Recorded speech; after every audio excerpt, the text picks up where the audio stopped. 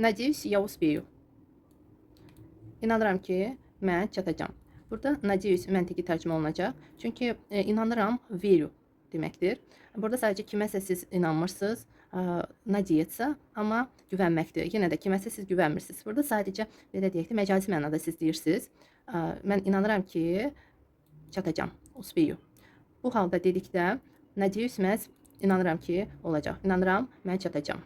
Надеюсь, что da əlavə etmək olar. İnanıram ki, надеюсь, что я успею. Надеюсь, что я успею. İnanıram ki, mən çatacağam. Что-suz da demək olar. İnanıram, mən çatacağam. Başqa cür də deyə bilərik. Кажется, я успею. Mənə elə gəlir ki, mən çatacağam. Кажется, mənə elə gəlir ki. Burada olduğu kimi tərcümə edirik. Я не успеваю приготовить обед. Mən yemək hazırlamağa çatdırmıram. Burada həm indiki zamanda siz deyə bilərsiniz, hal-hazırda deyə bilərsiniz və ümumiyyətlə deyirsiniz ki, mən yemək hazırlamağa çatdırmıram. Hər dəfə vaxtım olmur. Məsələn, gəlin deyək, завтрак. По утрам я не успеваю приготовить завтрак. Səhərlər mən səhər yeməyi hazırlamağa çatdırmıram. Не uspevаю. Görürsünüz, по утрам o deməkdir ki, səhərlər. Bu cür. Səhərlər mən səhər yeməyi hazırlamağa, приготовить hazırlamağa çatdırmıram. Ужин, şam yeməyi, eynicə obed əvəzinə şam yeməyi demək olar. Я не успеваю приготовить ужин. Siz bu günü nəzərdə tutsaz da, yenə də deyəcəksiniz indiki zamanda. Я не успеваю приготовить ужин.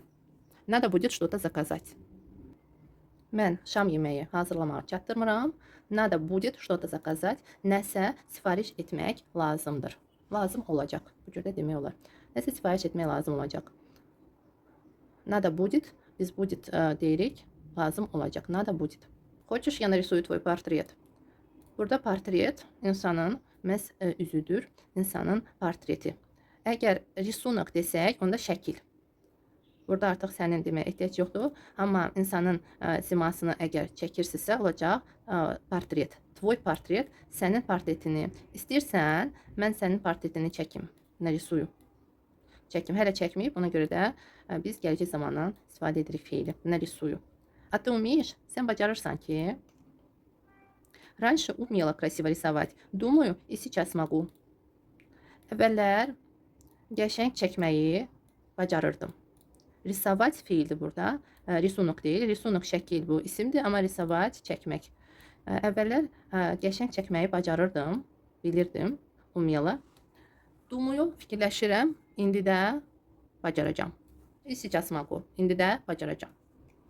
Burada и сейчас və indi bacaracağım kimi tərcümə etmirik. İndi də bacaracağım. Думаю, и сейчас могу. Думаю, и сейчас сделаю. Думаю, и сегодня пойду.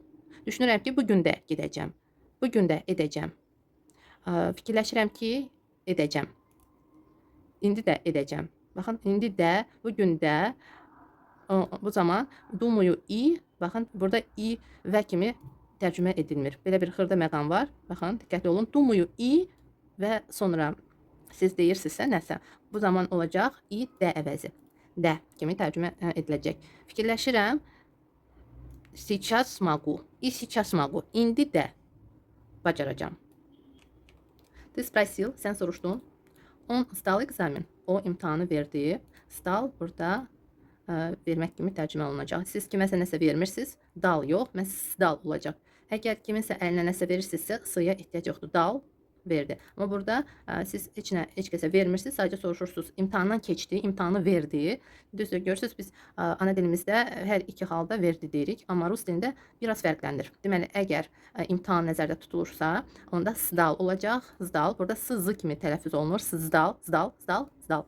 Amma əgər nəysə siz verirsinizsə kiməsə, olacaq dal. Sısız. Sadəcə dal. Burada heç kəsə vermirik, sadəcə imtahandan keçdiyini soruşuruq. Buna görə də mütləq sı olmalıdır və z kimi tələffüz olunacaq. Zdal, ekzamen, imtahanı verdi. Нет, не смог сдать. Yox, verə bilmədi. Говорит, были очень сложные вопросы. Deyir, çox çətin suallar var idi. Были. Çox çətin suallar var idi. Həmən şəxs, imtahanı verən şəxs deyir ki, baxın, sadəcə ki biz demirik, deyir, çox çətin suallar var idi. Ki ilə də deyə bilərik. Говорит, что были очень сложные вопросы. Biz что-dan istifadə etmirik burada, sadəcə deyirik, говорит, burada fasilə veririk və vergül qoyulur. Говорит, deyir, Ümumiyyətlə deyir. Hal-hazırda əlbəttə ki, demir. Ümumiyyətlə deyir. Говорит, были очень сложные вопросы. Deyir, çox çətin suallar var idi. Были. Burada keçmiş zamanda da fiili biz qoya bilərik. Сказал, что были сложные вопросы. Сказал, dedi. Сказал, что были сложные вопросы. Siz ümumiyyətlə də həmən deyən şəxsin sözlərini elə bil ki, kiməsə deyə bilərsiniz və keçmiş zamanda demişdi.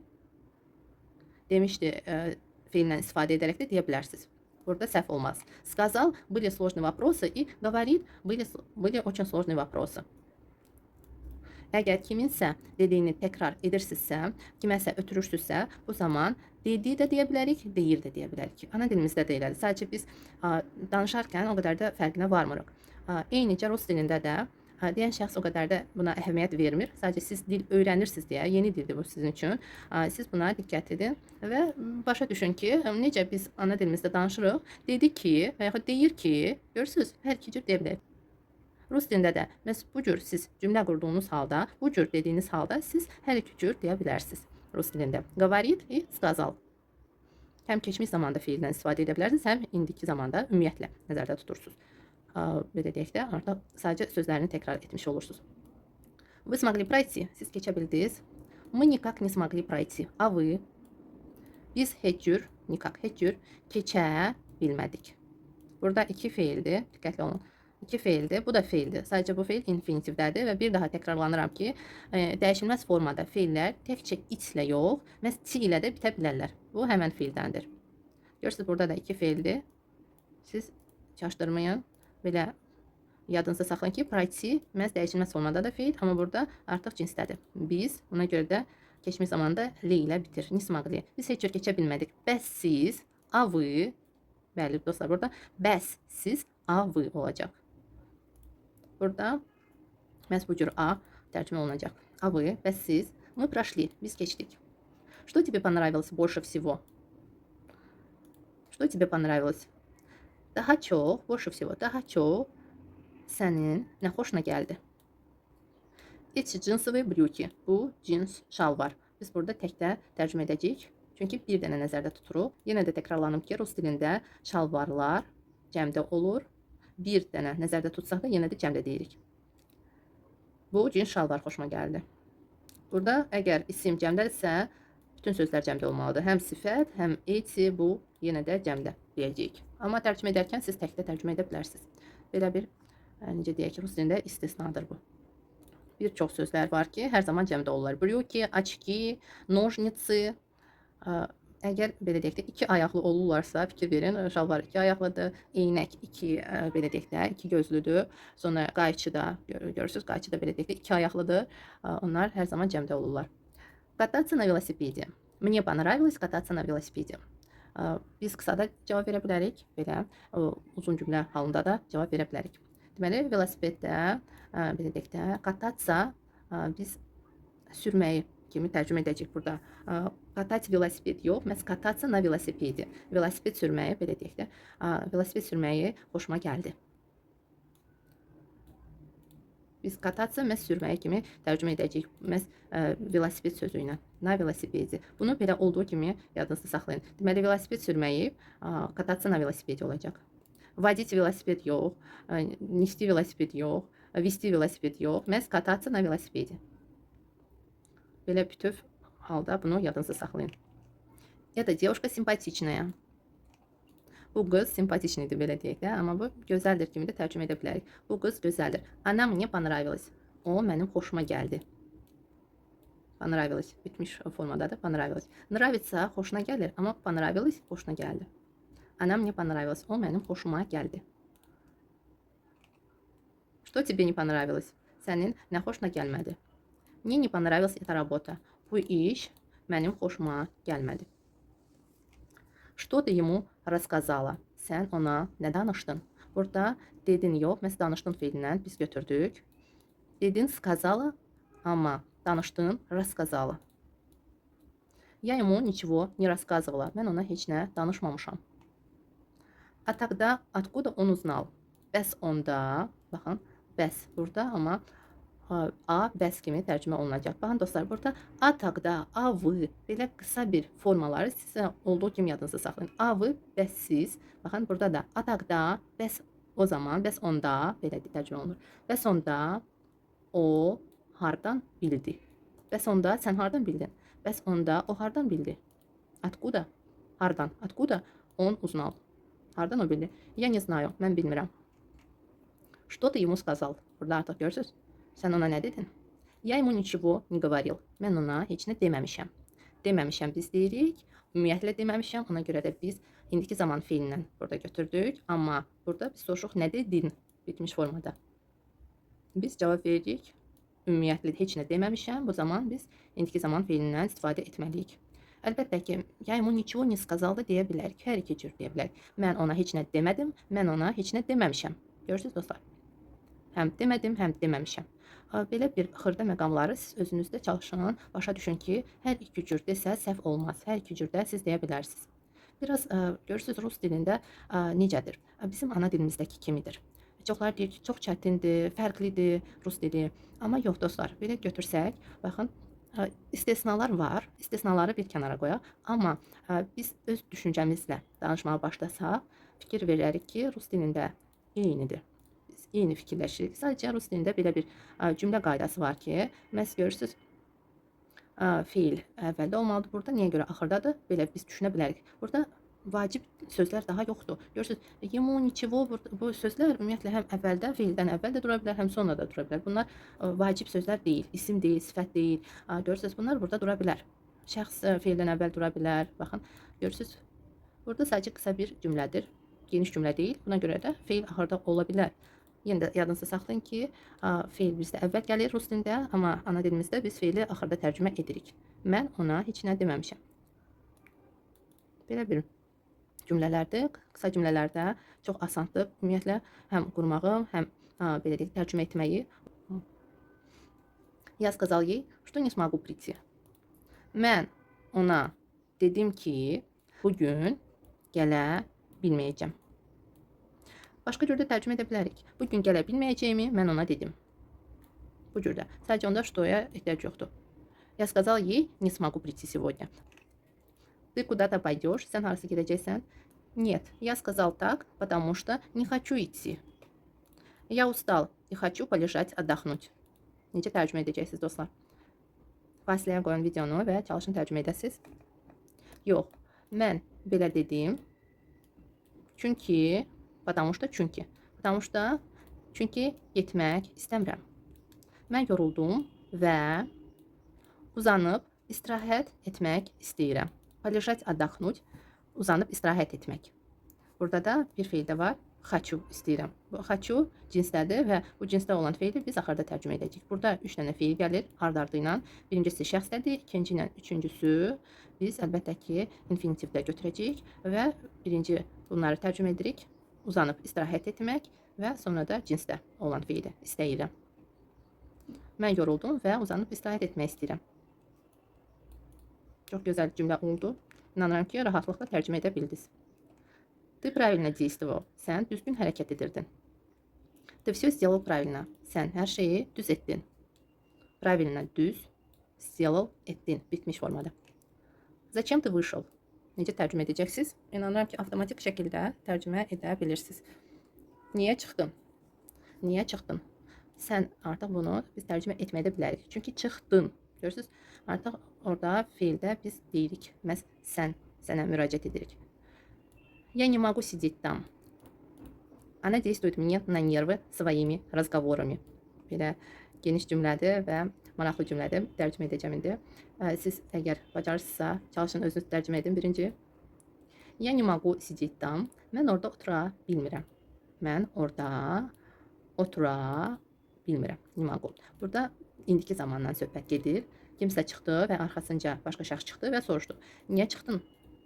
Və cavab verir. Mən orada otura bilmirəm. O, üçüncü şəxs kimsə, qadın. Действует мне на нервы. Əsəblərimə toxunur. Действует мне на нервы. Действовать на нервы. Əsəblərinə toxunmaq, əsəblərindən oynamaq deməkdir. Biz bunu keçmişik. İnanıram ki, yadınızdadır. O, mənim əsəblərimə toxunur, əsəblərimlə oynayır. Səbəbi nədədir? Gəlin birinci bunu tərcümə edək, sonra artıq bu hissəni. Deməli, своими разговорами, söhbətləri ilə bu xanım söhbət edir, bu xanım dayanmadan söhbət edir və kiminsə əsəblərinə toxunur və biz deyirik, o söhbətləri ilə artıq своими demirik, tərcümə etmirik. Çünki söhbətləri onun söhbətləridir də, düzdür? Amma biz deməliyik rus dilində. Ana dilimizdə deməsək də olar, çünki biz artıq şəkilçi ilə bunu demiş oluruq. O söhbətləri ilə mənim əsəblərimə toxunur, mənim əsəblərimlə oynayır. Hər iki cür deyə bilərsiniz. Deməli, belə bir cümlələr oldu. Mən orada otura bilmirəm, o öz söhbətləri ilə, belə tərcümə edək gəlin, öz söhbətləri ilə mənim əsəbimə toxunur.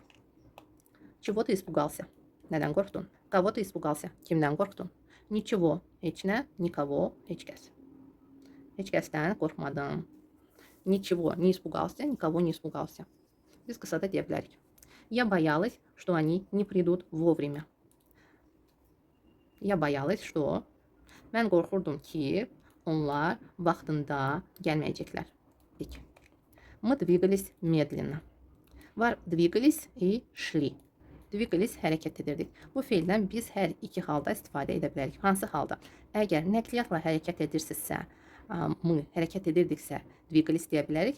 Ayaqla hərəkət edirdiksə, yenə də двигались deyə bilərik. Həm ayaqla, həm nəqliyyatla двигались deyə bilərik. Amma əgər şli feilindən biz istifadə etsək, bu feildən yalnız ayaqla hərəkət etdiyimiz halda biz deyə bilərik. Двигались hərəkət edirdik. Elə ana dilimizdə də elədir. Görürsünüz, hərəkət edirdik. Nəqliyyatla da biz nəzərdə tuta bilərik, ayaqla da. Şli amma gedirdik. Biz asta gedirdik. Мы шли медленно. Biz asta hərəkət edirdik. Мы двигались медленно. Yadınızda saxlayın bu feilləri, qəşəng feillərdir. Мы двигались hərəkət edirdik. Мы шли gedirdik. Davam edici formada.